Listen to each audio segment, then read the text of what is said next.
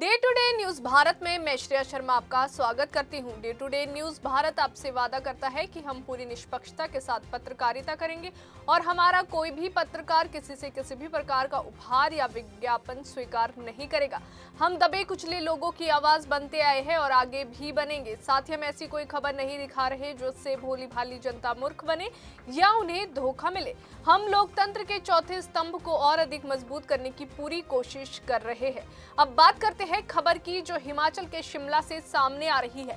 हिमाचल प्रदेश सरकार ने जनता तक अपनी योजनाएं और नीतियां पहुंचाने के लिए एक नई पहल शुरू की है।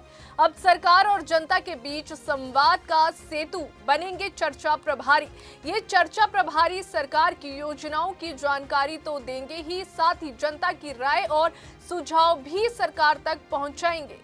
हिमाचल प्रदेश में सरकार ने जनता से जुड़ाव को मजबूत करने के लिए चर्चा प्रभारी तैनात करने की पहल शुरू की है। मुख्यमंत्री के मीडिया एडवाइजर नरेश चौहान के मुताबिक फिलहाल 21 चर्चा जो है प्रभारी नियुक्त किए गए हैं और उसके साथ ही मुख्यमंत्री से बैठक भी उनकी हो चुकी है। नरेश चौहान ने बताया कि आने वाले समय में और चर्चा प्रभारी भी तैनात किए जाएंगे। इनका मुख्य उद्देश्य सरकार की नीतियों, योजनाओं और फैसलों को प्रभावी तरीके से आम जनता तक पहुंचाना है। देखिए, एक मुझे लगता है कि 5 साल का जो एक कार्यकाल है, वो किसी व्यक्ति विशेष के लिए नहीं किया गया। पूरे सिस्टम को बदला है और ये बदलाव दूसरे म्युनिसिपल कॉर्पोरेशंस हैं स्टेट में, उनके ऊपर भी लागू होगा।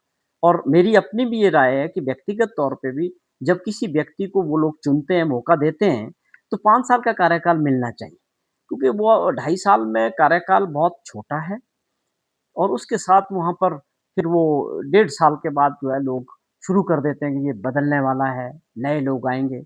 उससे आपस में भी डिफरेंसेस भी आते हैं और जो एक टीम बनती है, काम करना चाहते हैं, उनको भी एक ठीक मौका मिलना चाहिए। तो मुझे लगता है ये 5 साल का कार्यकाल ये फ्यूचर के लिए किया है, सबके लिए है। इसके सोच और मंशा बड़ी साफ है कि इसके जो टीम है वो काम करे और उनको मौका मिलना चाहिए।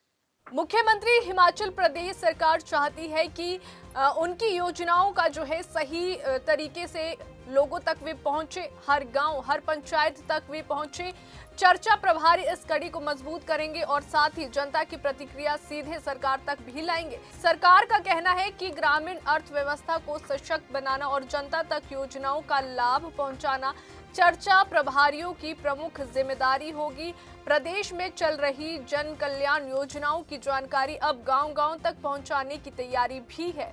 वहीं विपक्ष द्वारा सरकार पर लगाए गए आरोपों पर भी मीडिया एडवाइजर नरेश चौहान ने पलटवार किया है। नेता प्रतिपक्ष जयराम ठाकुर द्वारा कांग्रेस सरकार की जो है त्रासदी सरकार कहे जाने पर उन्होंने कहा कि भाजपा खुद गुटबाजी में उलझी है और नेता प्रतिपक्ष सिर्फ सुर्खियों में बने रहने के लिए बयानबाजी कर रहे हैं।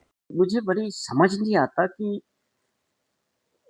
विपक्ष के जो बड़े नेता होते हैं, उनकी जो बात है, वो एक हेल्दी बात होनी चाहिए। एक छोटी-सी चीज़ को उठाते हैं बिना फैक्ट्स के, कि उसके पीछे की मंशा क्या है या उस चीज़ के पीछे करने की सोच क्या है सरकार की। जो इस जिस तरह से ये भ्रम फैलाने का काम करते हैं, ये बिल्कुल गलत है। उसमें ये ज़रूर सोच रहे हैं कि जो फीडबैक आ रहा है लोगों से, इन्वेस्टर्स से या प्रदेश की आर्थिक अर्थव्यवस्था को मजबूत करने के लिए, इन्वेस्टर्स को प्रोत्साहित करने के लिए, वो उतने तक बात हुई है। उसमें कोई रिलैक्सेशन इस तरह नहीं कर रहे हैं कि स्टेट के इंटरेस्ट को गिरवी रखा जाएगा या जो उसमें जो मूल है उसको कोई बदलाव किया जाएगा उस एक्ट में। ये केवल मात्र जो बड़े प्रोजेक्ट्स हैं टूरिज्म की दृष्टि से या और कोई इंडस्ट्रियलाइजेशंस है, कि उनको कैसे 118 में कोई दिक्कतें आ रही है, उसमें जो लोगों का फीडबैक है कि वो उसको सरल करने की बात हुई है, ना कि कोई उसमें बेसिक चेंज करने की बात है। ये केवल मात्र गलत प्रचार है, बिना कम जानकारी लेने के साथ विपक्ष के नेता को इसकी पूरी जानकारी लेनी चाहिए कि सरकार की क्या मंशा और हम इसको क्यों करना चाह रहे हैं। ऐसे गुमराह करने का प्रयास नहीं होना चाहिए। वहीं उन्होंने कहा भाजपा आज खुद अंदरूनी गुटों में बटी हुई है। नेता प्रतिपक्ष सिर्फ मीडिया में बने रहने के लिए बयान दे रहे हैं। हमारी सरकार जनता के हित में लगातार काम कर रही है। सरकार की नई पहल चर्चा प्रभारी जनता और सरकार के बीच संवाद की एक नई कड़ी बनकर उभर रही है। अब देखना होगा कि ये पहल नीतियों को जो है जमीनी स्तर पर पहुंचाने में कितनी प्रभावी साबित होती है। इस तरह का बात आरोप बिल्कुल गलत है।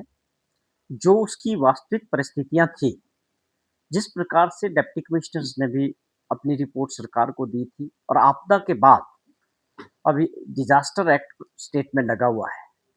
सरकार की भी उस रिपोर्ट के बाद यही विचार था कि लोगों को अभी जो हम आपदा के दौरान सड़कें खराब हैं या लोगों को जो राहत मिलनी चाहिए, जैसा आपने देखा कि राहत पैकेज की कल पिछले परसों जो है घोषणा की है सरकार ने, पूरे स्टेट में लागू होगा।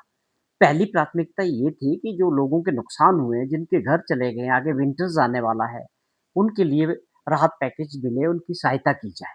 और उसके अलावा कई जगह सड़कें बंद थी, जो अब धीरे-धीरे फिलहाल तो वो टेम्परेरी खोली गई थी। कई जगह छोटी सड़कें बंद भी थी। तो इस प्राथमिकता को देख के जो है, किसी प्रकार का कोई चुनाव टाला नहीं गया है। और अभी पिछले कैबिनेट में ये फैसला लिया गया है कि कई जगह से रिपोर्ट्स थी कि इसमें जो है डिलिमिटेशन में दोबारा से मौका मिलना चाहिए कुछ डिप्टी कमिश्नर्स के हिसाब से। उसके बेस पे जो है सरकार ने फैसला लिया कि डिलिमिटेशन ऑफ पंचायत्स और दूसरे जो वार्ड्स हैं उसको एक मौका दिया गया है। और मुझे लगता है बहुत जल्दी जो है पंचायती राज चुनाव हिमाचल प्रदेश में होगा। तो इसमें भाजपा को सब्र रखना चाहिए। अगर ये 15 दिन, महीना आगे-पीछे हो भी जाएगा, तो उससे कोई दिक्कत होने वाली नहीं। लेकिन इस वक़्त जो सबसे बड़ी प्राथमिकता है, सरकार उस पे पहले काम कर रही है। चुनाव निश्चित तौर पे होगा और पंचायती राज सिस्टम में इसको मज़बूत करने का काम पहले भी कांग्रेस सरकार और कांग्रेस के नेताओं ने किया।